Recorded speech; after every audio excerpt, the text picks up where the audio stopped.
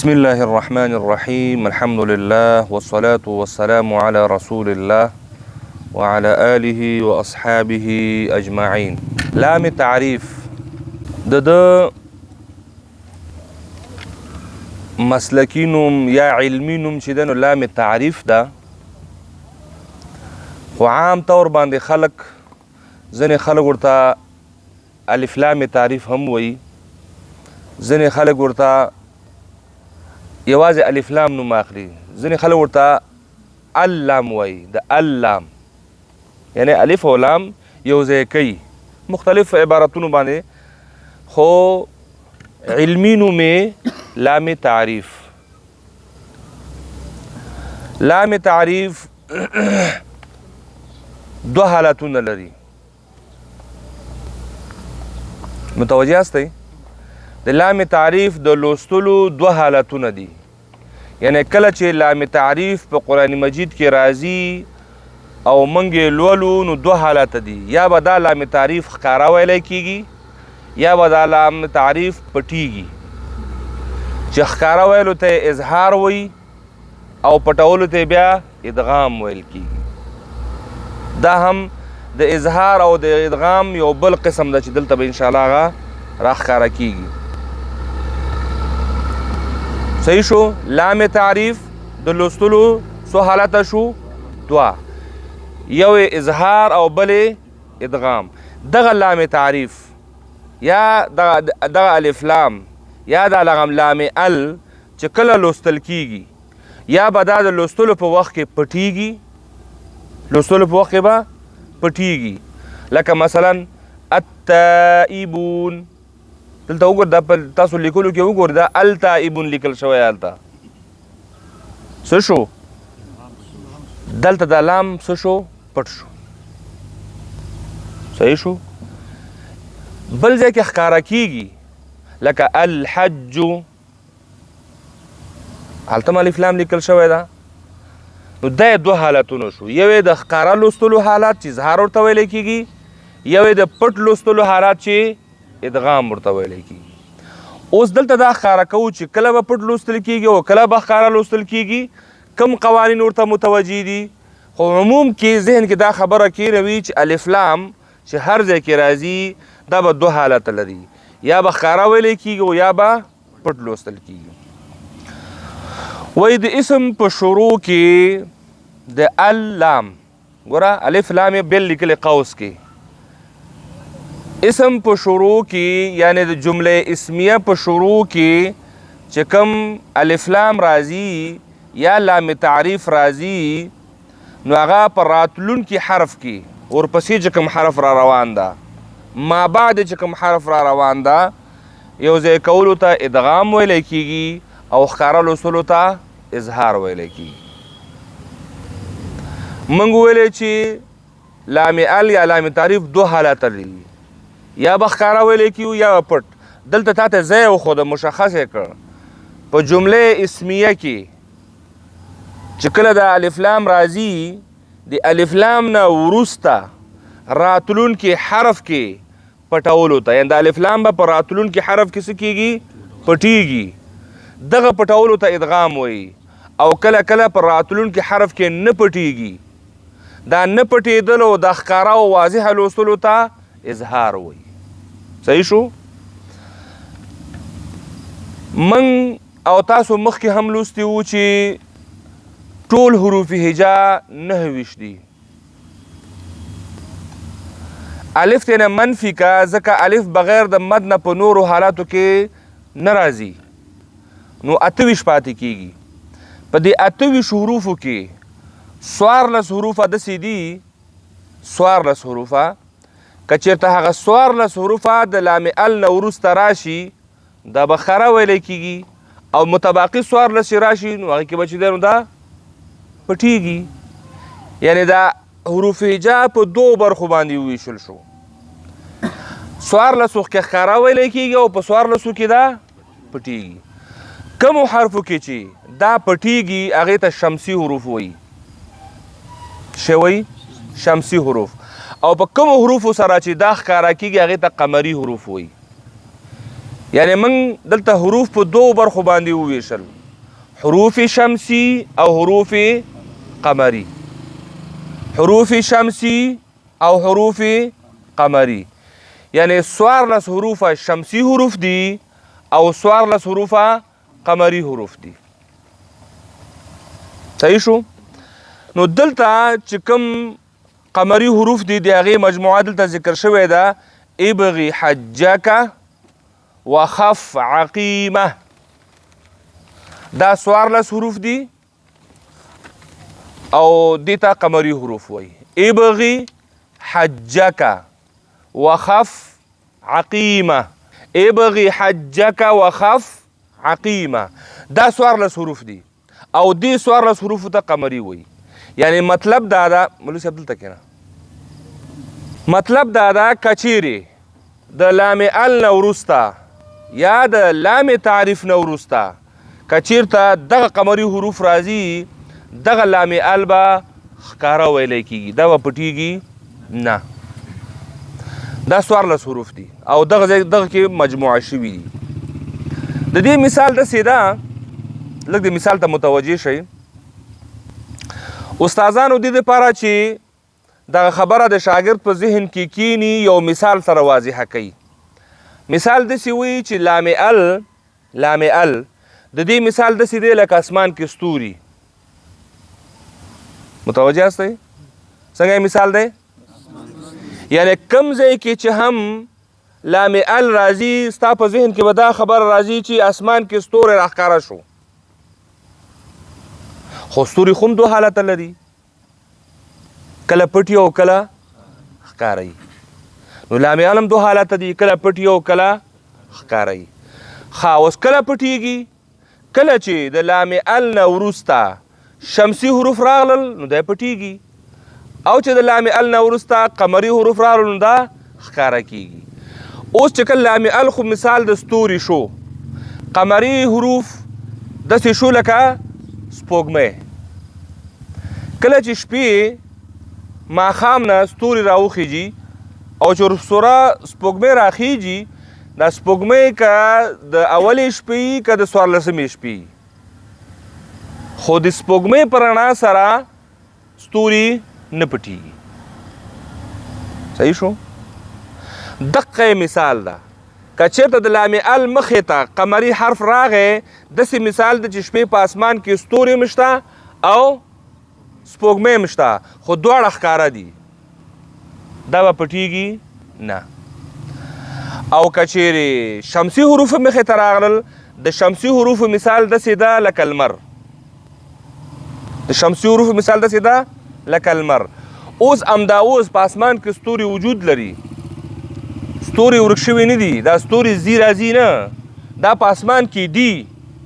خو مر چې کله راوخته، ولو که دا تر څو مر سم راختلی هم نه دی، خو اسمان کې تیاره جوړه ده. د مر دا رڼا خصوصیت دا ده چې دا ستوري څه کوي؟ ورکوي، نه ښکاره کېږي. که هم دا اوس په اسمان کې ستوري موجود دي، حتی سپوږمۍ موجوده ده، دا وګوره سپوږمۍ ده، خو د لمر رڼا پرې وګورئ نو دا هم ځان سره څنګه کړې ده. دا سپوږمۍ هم دلته موجوده وي، ګوره دا چېرته ځي نه، دا ورو ورو ورو ورو مغه معیار ته مدار ته ځان برابري چې ماښام به کوم ځای نه راخیږي. دا د الله تعالی خپل نظام دی او په خپل نظام سره دا گردش کوي. ستوري ولاړي. نو چې کله اوس قمري حروف څو شول؟ 14. ابغي حجک وخف عقیمه. دغه 14 حروف هر کله چې د لام ال مخې ته راغلل، د دې مثال به داسې وي چې په اسمان کې هم ستوري شته او هم سپوږمۍ شته، خو د سپوږمۍ د تاثیر د وجې نه ستوري د میدان نه ورکېږي. دلته وګورئ، البرق، الحج، والقمر. قاف ده، قاف په دې حروفو کې شته که نه؟ عقیمه شته که نه شته؟ البرق، الف لام مخې نه، الف لام نه ما بعد څه ده؟ با. ابغي حجه کې با شته که نه؟ لہذا دغه د با د وجې نه دا قمري حرف ده، نو لام نه پټېږي. دا به څنګه ویلی کېږي؟ ښکاره به ویلی کېږي. مثال باندې پوه شوئ؟ د الف لام مثال د څه شي شو؟ د ستورو. او ستورو مخې ته چې کله قمري حرف راشي د قمري حروفو مثال به داسې وي لکه سپوږمۍ. نو شپې اسمان کې سپوږمۍ او ستوري دواړه قرار لري خو دواړه ښه بېل بېل ښکاره کېږي، بېل بېل ښکاره کېږي. لکه څنګه چې همدغه شان په قرآن مجید کې د لام ال نه وروسته یعنې د لام ال وروسته یعنې د ستورو نه وروسته که قمري حرف راځي نو دغه ستوری به په ورکېږي نه. صحیح شو؟ او که چیرې د دغو 14 حروفو نه علاوه متباقي 14 حروف راځي نو هغه به شمسي حروف وي. نو د شمسي حروفو مثال د لمر ده. او کله د ورځې چې لمر راوخېږي نو بیا ستوري کار نه کوي، ستوري بیا څه کېږي؟ پټېږي. والشمس وضحاها، والشمس لام څه شو؟ ولې؟ ځکه مر راوخته، ځکه مر راوخته. نو چې مر راوخته نو د ستوري رڼا بیا کار نه کوي. دا اوس وګورئ که نه ستوري دلته موجود دي کار نه کوي. نو ماښام نه وروسته چې کله څومره شپه پخېږي همدومره ستوري څه کېږي؟ پړقېږي. ولو که سپوږمۍ پکې څومره هم تیزه وي. نو خبره دلته صرف دقه نقطه ځان سره ولرئ، شمسي او قمري. شمس لمر، قمر سپوږمۍ، لام ال ستوري. د ستوري مخې ته که قمر راخیږي نو دواړه به ښکارئ، او که ستورو مخې ته شمس یا لمر راخیږي نو بیا به الف لام څه شی وي؟ پټ وي. لهذا دقه نقطه په نظر کې ولرئ، که د الف لام مخې ته 14 حروف قمري راغلل دغه الف لام به پټیږي او دې پټولو ته به ادغام ویلی کېږي.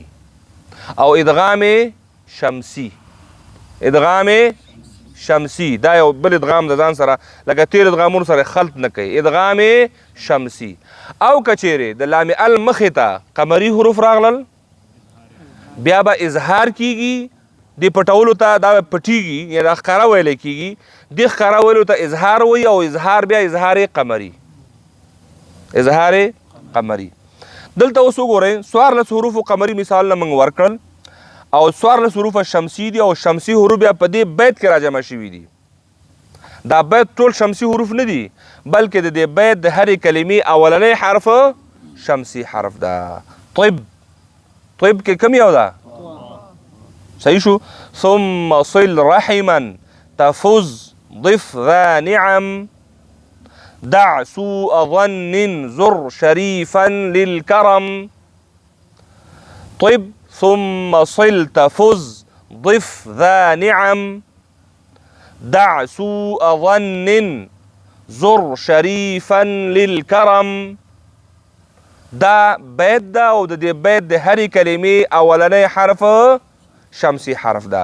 طب کې طا، ثم کې ثا، صل کې صاد، رحما را، تفز ذا ذا نعم.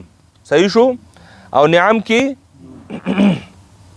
ورپسې دع سوء، دع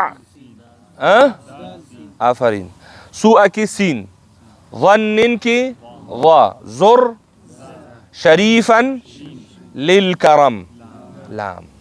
صحیح شو؟ دغه کلمې دي او 14 کلمې دي او د 14 کلمو اوس مثالونه وګورئ. الشمس، الشمس الف لام ورسره لیکلی شته که نشته؟ څه شو؟ پټ شو. قاري صاحب روخان پټ شو. ولې پټ شو؟ مخې ته مر راوخته. شمسي حرف مثال د چی و؟ مر. مر راوخته نو اوس ستوري اسمان کې نه ښکاري. اوس به پسې لټوې به نه چې دا ستوري څه شو؟ ختم شو. دقه مثال ده. اوس وګورئ والتین، والتین اصل کې دا څنګه دی؟ والتین دی. الف لام ده پکې، الف لام تعریف ده. الف لام تعریف نه وروسته څه شی راغلی؟ تا. تا مثال د څه شي ده؟ شمس ده. شمس ده که نه؟ چې شمس راوخته بیا نجم کار نه کوي. صحیح شو؟ نجوم بیا تتیږي، نور بیا کار نه ورکوي. والزیتون، والزیتون زا ده که نه؟ زر شریفا کې راغلی ده.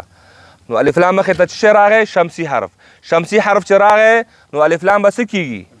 پټېږي. دې پټولو ته څه وایي؟ ادغام. کم ادغام؟ ادغام شمسي. والسماء. والسماء اصل کې دا والسماء. الف لام دلته پټ شو. ولې؟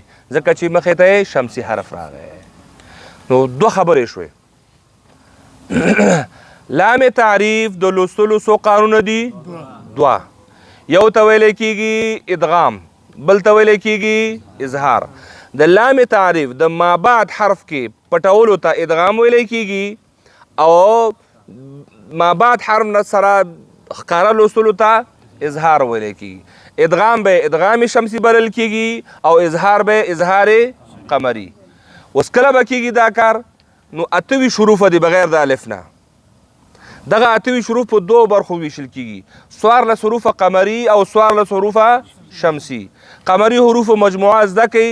ابغي حجک وخف عقیمه. دا د قمري حروفو مجموعه ده. د ده نه بغیر چې کوم 14 پاتې کېږي نو هغه ټول څه دي؟ شمسي دي. که چیرې اوس د لام ال نه وروسته دغه ابغي حجک وخف عقیمه حروفونه کوم یو حرف راته، د دې مثال به داسې وي لکه شپې چې په اسمان کې ستورو سره سپوږمۍ هم موجود وي. لهذا دغه ستوري او سپوږمۍ به دواړه ښکاره وي نو دا اظهار ته ویلی کېږي. او که چیرې د دغو 14 حروفو نه علاوه نور حروف راځي نو هغه خو به شمسي حروف وي. نو شمسي حروف مثال به د سپوږمۍ وي، نه د مر به وي. نو مر سره چې دی نو بیا ستوري پټېږي او نه ښکاره کېږي. دغه پټېدلو ته ویلی کېږي څه شی؟ ادغام شمسي. لهذا ادغام شمسي او اظهار قمري. 14 حروف قمري دي هغې کې به اظهار قمري کېږي. 14 حروف شمسي دي هغې کې به ادغام شمسي کېږي. القارعه. القارعه. الف لام نه وروسته څه شی ده؟ قاف. قاف په ابغي حجک وخف عقی. ګوره قاف ده که نه. لهذا دلته اوس قاف راوخته نو د قاف مثال د څه شي و؟ سپوږمۍ. شپې په اسمان کې ستوری خو مخکې نه موجود ال. د ال مخې ته څه راغی؟ سپوږمۍ راوختله. لهذا دواړه به څه ویلی کېږي؟ ښکاره. دې ښکاره لوستلو ته څه وایي؟ اظهار قمري. الحاقه. الحاقه. مثال د څه شي ده؟ ستورو. ما بعد حروف یا به قمري وي یا به شمسي وي. دلته څه شی ده؟ ح قمري حرف ده. نو قمري حروف مثال د سپوږمۍ ده. نو اسمان کې ستوري موجود و، سپوږمۍ هم راوخته، د سپوږمۍ د وجې نه اوس هغه نه پټېږي. نو الحاقه ال او حاقه ښکاره ویلی کېږي او دې ښکاره لوستلو ته څه وایي؟ اظهار قمري. د الف لام مثال د ستورو شو په دواړو کې.